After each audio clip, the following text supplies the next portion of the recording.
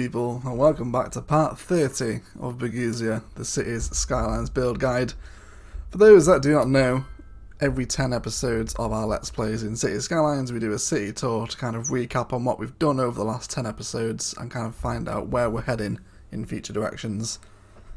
Before we kick off today, a huge thank you. The last city tour, I said I'd like to hit 200 subscribers before the end of the year. We are now at 273, which is just crazy. So welcome to all the new people. Thank you so much for hanging around and commenting and liking the videos. You guys are really smashing it towards the end of this year, and it really does mean a lot. So let's have a look. Episodes 20 to 30 primarily saw us work on the downtown area, which is what you're looking at right now. So we'll kind of be looking at these in little kind of individual sections and seeing what we've put together to kind of form the beginning of the downtown region. There is still a lot to do. You can see we're kind of planning for new infrastructure here, just near the coastline. There's a lot more to come, and yeah, let's go ahead and dive in to episode 21. So episode 21 saw us start to lay out the beginnings of a downtown road layout. Now the road layout from that initial episode has changed ever so slightly, especially this big residential block that we're looking at right now. And of course there's a fire, as always. So yeah, I wanted to kind of get a lot of big important buildings and quite a stacked feel. And you can kind of get a feel for that from this bird's eye view. With a lot of different pedestrian pathways flowing over the road, monorail stations as well alongside the stadiums. And it is slowly starting to come together. You can see we've still got a few of these little empty green spaces, especially in and amongst the stadium there. They still need to be sorted out. And a couple in the commercial park area, which is on the right hand side of the screen at the moment, and coming into the financial district as well. We just need to fill those out with different little bits of assets and tidy them up just so it doesn't look as green. You know, we're doing this to have quite a concrete feel. But the road layout is still working. We're rocking a population of very nearly 45,000 now, and you can see there is no traffic issues. Everyone is flowing and having a nice time. So if you followed this kind of to the same lesson and same degree, then hopefully you guys shouldn't be experiencing any traffic issues at the moment as well. And you can see we've left these two main roads running all the way through the city, and then eventually brought them to a close via a trumpet interchange, which gives people access back onto the highway in the middle of the city. We may end up reworking this at some point, but we'll see. So episode 22 saw us begin work on the transport hub, and this is probably my favourite build of this map so far. We have a lot of different pedestrian footpaths leaving the transport hub, and that's to avoid them crossing the roads and slowing down the traffic. And you can see just how much use they are getting. There is so many people using them. And the transport hub is looking really cool now. We've got monorails in here, buses, metro, trains and trams all converging on one point. And you can see the result of doing that. You're getting lots of different sims crossing over to different public transport lines and also arriving to use the plazas here as well. So this place ended up turning out really nicely. I'm thinking about maybe doing a block for block build on this transport hub. Let me know if that's something you guys will be interested in one of our tutorial format videos. If you guys want to replicate this, you can follow the video, but of course it's kind of building it as I build it, but I'd be happy to do a tutorial for this as well. So here's some of the tram parks coming together now. You can see there's multiple different lines converging, and lots of people getting on and off those, then head to the train station and the trams. We've also surrounded the train lines here with a little bit of commercial as well. There's some offices residing alongside the trams as well, and it's just kind of reverting back to that kind of theory that we wanted to do, of making it quite stacked and quite urban. You know, there's a lot of high density office space and commercial around here. You're giving people reasons to actually travel to this area and use the transport hub. If you don't place anything around your transport hub, then people won't really have a reason to use it. But this ended up turning out really nicely.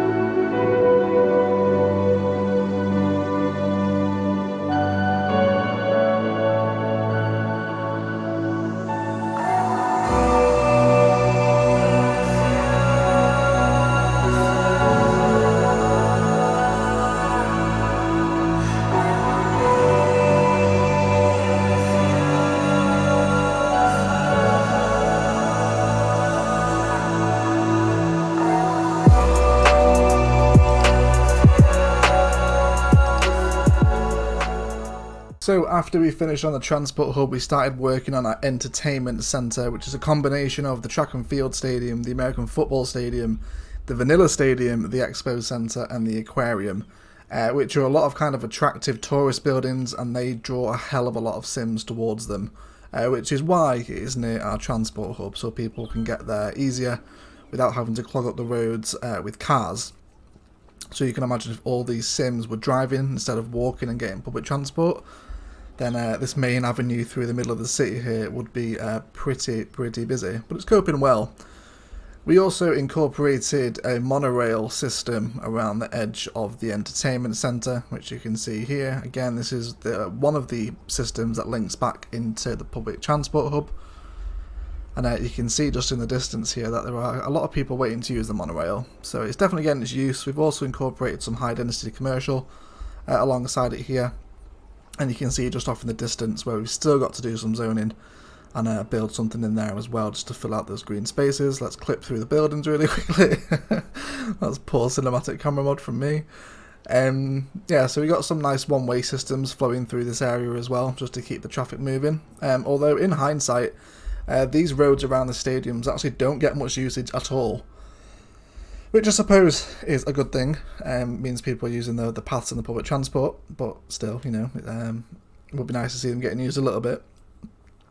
There's also got some metro integrated into the entertainment centre as well, and we did some really nice detailing along the front of the stadium here using the more beautification mod and some of the park life flower bed assets and paths as well, just to kind of bring the area to life a little bit more. And you can see we've still got a lot of detailing to do around here, especially at the front of the track and field stadium. We've still got plenty to go ahead and place. But yeah, this area turned out quite nicely. Still improvements to be made, and we will do them eventually, but for right now, it is working as intended.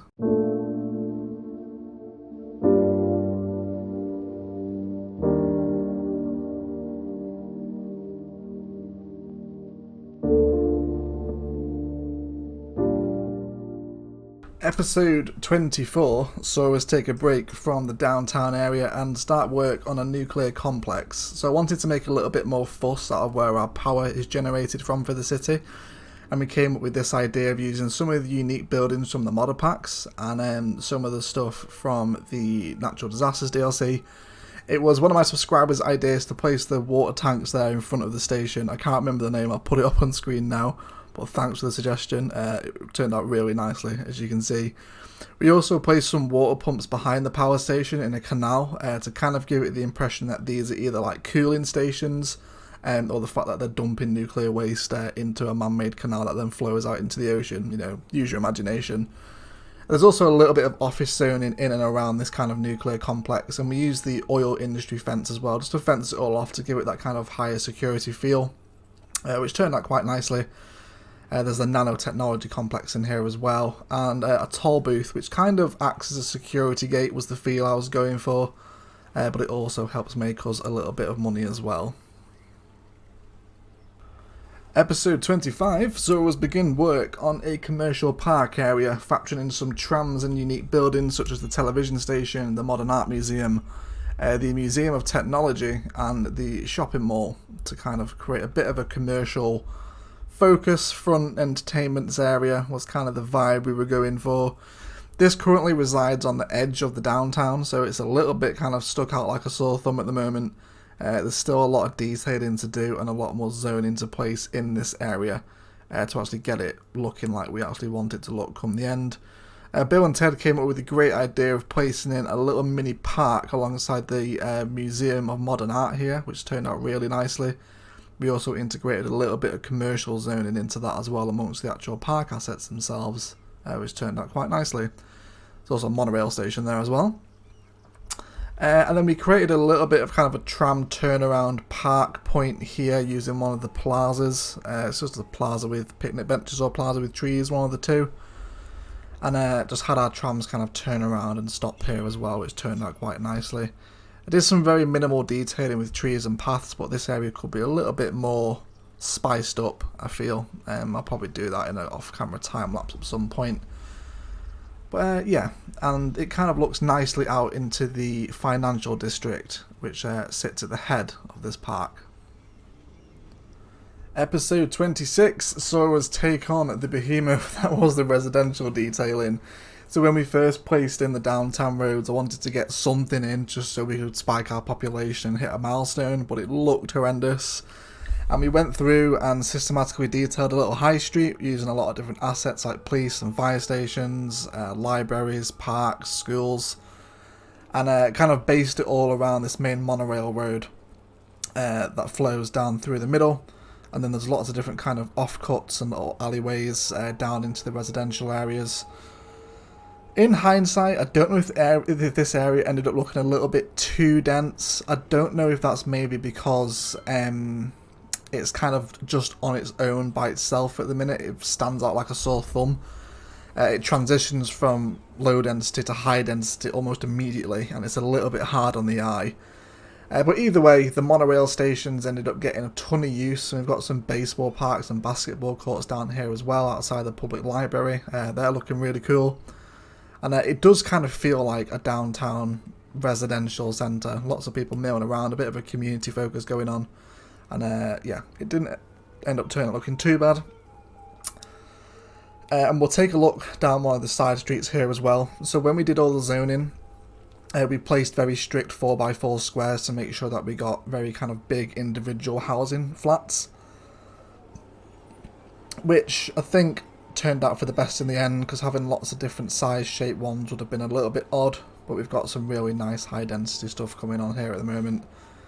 And yeah, a little bit more work, but it is on its way to becoming what we need it to be, I think.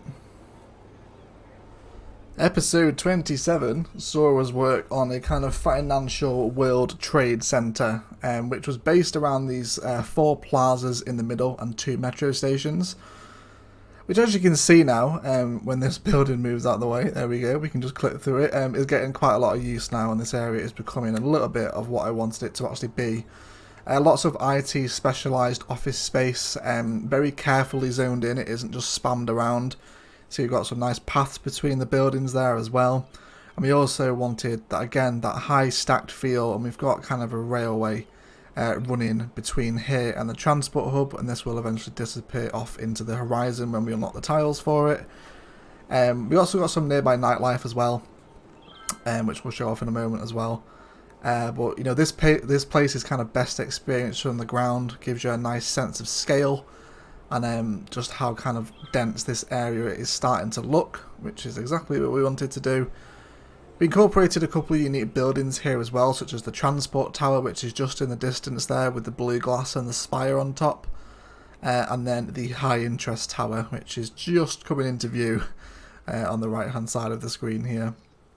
There's also a tram interchange and stops integrated into this area as well, so it feels very modern. Which is really kind of the feeling I was trying to go for as well. I did some small detailing with some trees around the edge, but I feel like we could make this high interest tower a little bit more important. Maybe kind of build some dedicated plazas kind of around the edges of it to make it stand out that little bit more. But this area turned out nicely, still a little more work to do.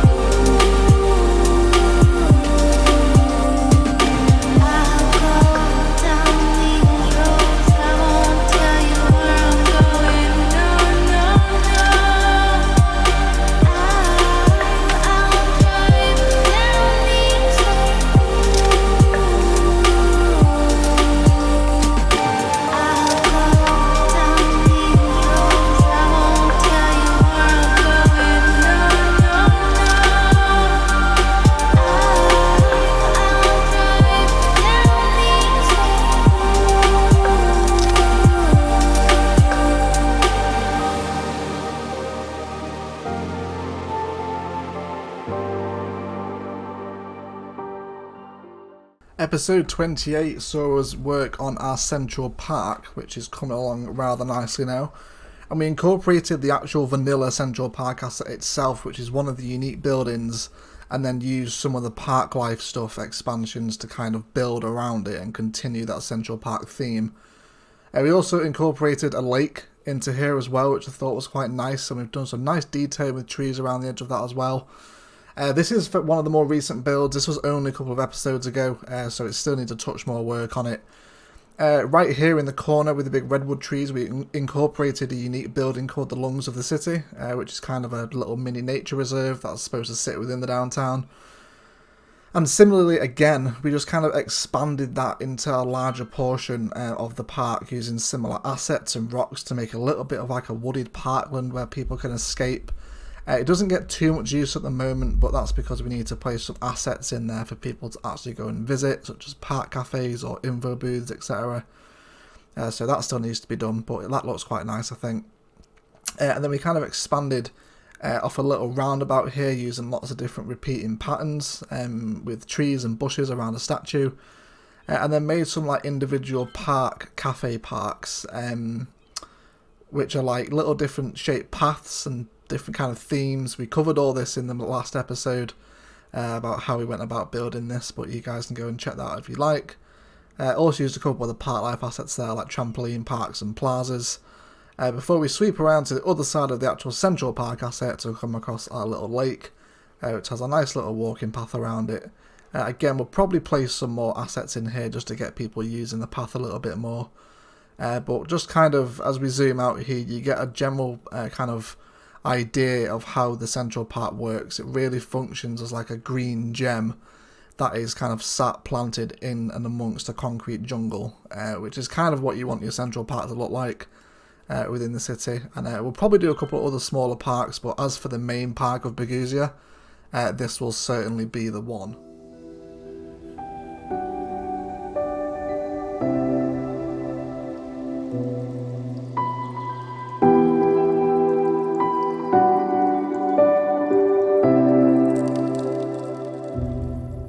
And in the most recent episode, episode 29, we worked on our green downtown area. So this is utilising a whole bunch of assets and policies from the Green Cities DLC to create a little bit of a renewable, environmentally conscious environment within the city. We've got some little bike highway paths that run across this area. So there's a person shooting across the bottom of the screen there. And also some nice paths and park assets to kind of make this very green and kind of browns and all kind of natural tones and shades. And the houses here have the sustainable policy on them, which gives them this really neat modern look that I'm really happy with. And you can see where the policy ends, where we have some normal commercial alongside the tram station here. So this is where our trams depart from. And again, there is more tram networks involved in this area that all converge back into the transport hub, back at those tram parks that we saw a little while ago. And we could also see the beginnings of how our train network is going to flow in and out of the city with these train bridges starting to come in at various different points. So that'll be really cool when we see different train lines coming in. It's really going to help add to that really dense downtown feel. And also just about to come up here as well, we have the beginnings of the Western Ring Road that's going to start hovering around the city and give access to people, give people access to different parts of the city without having to force their way through all the different main roads. So that'll be really cool when we see lots of cars driving around this road. And yeah, this area turned out rather nicely. I am happy with it, and from the views and likes and comments, you guys enjoyed it as well. There's still a little bit of expansion to do behind us, which is off camera right now, but we've had some suggestions in the comments for what we're going to do there, and that should look quite nice when we do eventually get round to doing it. Yet if hope has flown away in a night or in a day, in a vision or in none, is it therefore the less gone? All that we see or seem is but a dream within a dream.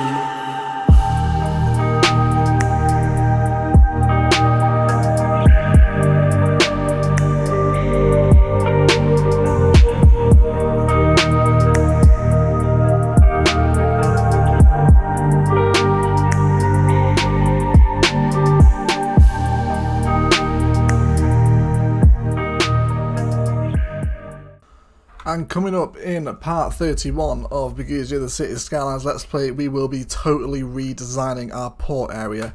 So we built this all the way back in episode 19, I think, maybe even earlier than that. And it functioned quite nicely for the meantime, but in hindsight it looks nothing like a port. We're going to be doing some really cool terraforming and using a lot of the different keys to create different kind of shapes and incuts within the land.